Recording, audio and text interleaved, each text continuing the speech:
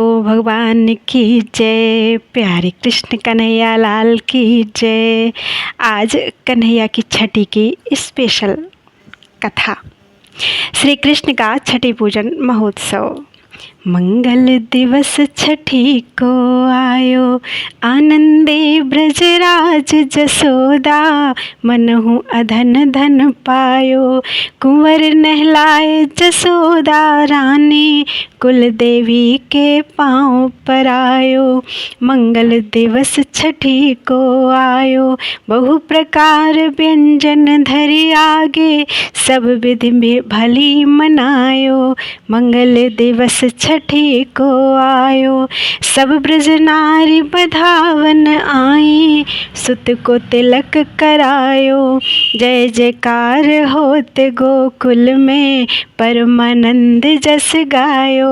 मंगल दिवस छठी को आयो। हिंदुओं के घरों में शिशु जन्म के छठे दिन सायंकाल या रात्रि को जो विशेष पूजन किया जाता है उसे छठी पूजा कहते हैं। छठी पूजा नवजात शिशु के मंगल की कामना से की जाती है। कौन है षष्ठी देवी? मूल प्रकृति के षष्ठ अंश अर्थात छठा अंश होने से इन्हें षष्ठी देवी कहते हैं। पुराणों में षष्ठी देवी को बालकों की अधिष्ठात्री देवी, उनको दीर्घायु प्रदान करने वाली, उनकी धात्री अर्थात भरण पोषण करने वाली व उनकी रक्षा करने वाली और सदैव उनके पास रहने वाली माना गया है। इन्हें विष्णु, माया, बालगा, सिद्ध योगिनी और स्वामी कार्तिकेय की पत्नी होने से देवसेना भी कहते हैं। षष्ठी देवी की कृपा से राजा प्रियव्रत का मृत पुत्र जीवित हो गया। तभी से बालक के जन्म के बाद सूतिका गृह में छठे या 21वें दिन व अन्नप्राशन संस्कार तथा अन्य शुभ कार्यों में षष्ठी पूजा होने लगी। जब से परमात्मा श्री कृष्ण गोकुल में प्रकट हुए हैं, ब्रज के घर घर में आनंद छा गया है। गोपियों को तो सूतिका गृह में श्री कृष्ण के दर्शन हो गए, पर वे अपने घर जाकर गोपों से लाला के रूप और माधुर्य का वर्णन करते हुए कहती हैं, नंद बाबा के लाला के अंग इतने सुंदर हैं मानो नीलकांत मणि के अंकुर हों, इतने कोमल हैं मानो तमाल के नव पल्लव हों, इतने स्निग्ध हैं मानो वर्षा ऋतु में खिले नवीन कमल हों, इतने सुरभित हैं मानो लक्ष्मी के माथे पर लगा कस्तूरी तिलक हो, और इतने आकर्षणशील हैं मानो सौभाग्य लक्ष्मी के नेत्रों में लगा कजरारा अंजन हो। ऐसे अद्भुत और विलक्षण नंद बाबा के लाला के बारे में सुनकर ब्रज के सभी गोप भी उन्हें देखने के लिए लालायित हो उठे। षष्ठी पूजन के दिन सभी गोपों की भी श्री कृष्ण दर्शन की अभिलाषा पूरी होने का समय आ गया है। नंदलाला की छठी उत्सव में नंद बाबा ने कंस के राक्षसों के भय से केवल बंधु बांधवों को ही बुलाया था, परंतु आज कोई रुकने वाला नहीं था, ना ही किसी को निमंत्रण की आवश्यकता थी। इसलिए दूर दूर के गांव के गोप गोपियां नंद महल के द्वार पर इकट्ठे हो गए। जैसे किसी सुंदर सरोवर में एक सुंदर कमल खिल जाए जो रस से भरा हो, उस विकसित कमल को देखकर मधु के लोभी भंवरे बिना बुलाए उड़ उड़कर चारों तरफ से आ जाते हैं।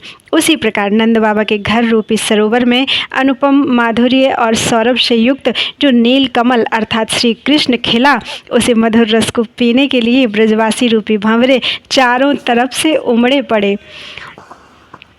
नंदमहल के मणिमय आंगन में स्तंभ के सहारे उपनंद जी की पत्नी रोहिणी जी और घूंघट निकाले ब्रजरानी यशोदा गोद में नीलमणि श्री कृष्ण को लिए बैठी हैं। पास में बैठी सुंदर सजी हुई अगणित गोपियां मंगल गीत गा रही हैं। गोपों की अपार संख्या पंक्तिबद्ध होकर लाला का दर्शन कर रही हैं, किंतु जिनकी दृष्टि उस सलोने चितचोर पर पड़ी वह वहीं अटक गया, मानो किसी सातिर चोर ने उनकी सुध-बुध चुरा ली हो। आंखें उस नीलमणि के रूप में से हटें तब तो शरीर आगे बढ़े, कोई आगे बढ़ना ही नहीं चाहता। सब अतृप्त नयन व हृदय से बार बार अपने मुख को घुमाकर उस नील कमल के रूप माधुर्य रूपी रस को पी लेना चाहते हैं। पीछे से कोई पूछता, नंद बाबा का लाला कैसा है, परंतु उत्तर मुख से नहीं निकलता। वाणी मूक हो जाती है, कंठ भर भर के आता है, आंखें डबडबा जाती हैं। उस सौंदर्य का कोई पूरा वर्णन कर सके ऐसा जगत में आज तक कोई हुआ नहीं है। नंद बाबा ने गोपों के दिए हुए उपहारों को बड़ी प्रसन्नता से स्वीकार किया, क्योंकि वे उन उपहारों को लाला पर ब्रजवासियों के आशीर्वाद के रूप में देख रहे थे और सबसे कह रहे थे, तुम्हारे आशीर्वाद से ही मेरा लाल फलेगा फूलेगा। सायंकाल में पौर्णमासी देवी अपने पुत्र मधुमंगल के साथ नंद नंदन को आशीर्वाद देने आई। पौर्णमासी देवी को भगवान की योगमाया शक्ति कहा जाता है और मधुमंगल बाद में श्री कृष्ण का सखा मनसुखा कहलाया। नंद रानी ने आशीर्वाद लेने के लिए नीलमणि को उठाकर पौर्णमासी देवी के चरणों पर रख दिया। मधुमंगल ने यशोदा जी से कहा, मैया ऊपर तो देख क्या तमाशा हो रहा है। हंस, बैल, गरुड़, मोर, हाथी व रथ पर सवार होकर कौन कौन आया है। किसी के 4 मुंह हैं तो किसी के 5 और किसी के 6। कोई नीला है, कोई काला है, कोई पीला है, कोई लाल तो कोई सफ़ेद। कोई भस्मी रमाए है तो कोई 4 हाथ वाला है तो कोई 6 हाथ वाला है। मधुमंगल की बात सुनकर नंदरानी भयभीत हो गई कि कहीं कोई राक्षस तो लाला को हानि पहुंचाने नहीं आ गया। पौर्णमासी जी ने सबको समझाया कि आकाश में देवतागण भगवान श्री कृष्ण के छठी उत्सव को देखने आए हैं। नंद बाबा और नंद रानी ने अपने पुत्र की मंगल कामना के लिए किया षष्ठी का पूजन। गोद लिए गोपाल जसोदा पूजत छठी मुदित मन प्यारी। गोद लिए गोपाल जसोदा पूजत छठी मुदित मन प्यारी। बड़ रे बार स्नेह चुचाते चुंबत मुख दे दे चुचकारी। श्री कृष्ण जन्म की छठी रात में नंद बाबा और नंद रानी यशोदा अपने पुत्र की मंगल कामना के लिए सूतिका गृह में षष्ठी पूजा के लिए बैठे। बालकृष्ण को नहलाकर सुंदर वस्त्र पहनाए। गोबर से षष्ठी देवी की सुंदर मूर्ति बनाई गई। सफ़ेद चावलों की वेदी पर षष्ठी देवी की मूर्ति को विराजमान कर पास में कलश स्थापना की गई। फिर षोडशोपचार पूजन कर उनका भली भांति भांति के व्यंजनों का भोग लगाया गया और प्रार्थना की।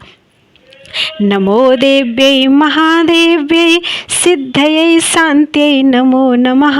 शुभायै देवसेनायै षष्ठी देव्यै नमो नमः। धनं देहि प्रियां देहि पुत्रं देहि सुरेश्वरी। धर्मं देहि यशो देहि षष्ठी देव्यै नमो नमः। भूमिं देहि प्रजां देहि देहि विद्यां सुपूजिते। कल्याणं च जयं देहि षष्ठी देव्यै नमो नमः। कुल की प्रथा के अनुसार यशोदा जी ने अपने पुत्र की छठी पूजी और पीले थापे लगाए। सब गोप बालाओं ने सोने के थाल भर भर के बालकृष्ण को उपहार दिए और मंगल गीत गाकर उनको चिरंजीवी होने का आशीर्वाद दिया। पूजत छठी जु कान कुंवर की थाप पीते लगाई। कंचन थार लिए ब्रज बनिता रोचन देत सुहाई। आजती आँखि जो सबहि सुबासिन मांगत नैन भराए। सूरदास प्रभु तुम चिरजीवो घर घर मंगल गाए। ब्रजरानी यशोदा छठी पूजकर अभी चौक पर से उठ भी नहीं पाई कि कान्हा की छठी पूजने वालों का तांता लग गया। फिर ग्वाल गोप सब पूजत और पूजत ब्रज नारी। फिर गोप ग्वाल सब पूजत और पूजत ब्रज नारी। श्री विठ्ठल गिरधर चिरजीवो मांगत ओली पसारी। भगवान श्री कृष्ण का अवतार आनंद प्रधान अवतार है। सुख और आनंद के प्रति सबका आकर्षण है, इसलिए वे लोगों के प्रेम को अपनी ओर ज़्यादा आकर्षित करते हैं। बोलो कृष्ण कन्हैया लाल की जय।